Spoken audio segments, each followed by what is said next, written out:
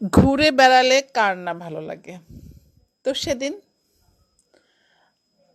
সিরাজগঞ্জ সদর উপজেলার কালিয়াহরিপুর গ্রামে ডাক্তার নওশের আলীর গ্রামের বাড়ি, যেটা সে একদম বিশ্বাস খুব সুন্দর করে সাজানো গোছানো। এই পুকুরটায় যেটা মসজিদ, এবং ওই পাশ দিয়ে আরো বিশাল বাড়ি। এই বাড়িটা অনেক বড়, অনেক সুন্দর গাছ গাছলা, ফুলের গাছ, অনেক বাহারি গাছ চারিদিকে, এবং পুকুর পাড়ে যে একটা মানে সিঁড়ি আছে, ওখানে বসার মতো অনেক সুন্দর জায়গা।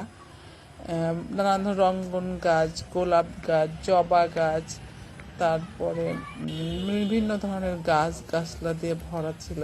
তো এগুলো খুব ভালো লাগছিল আমার, তাই ছবি তুলে রাখছিলাম এবং ভিডিও করে রাখছিলাম।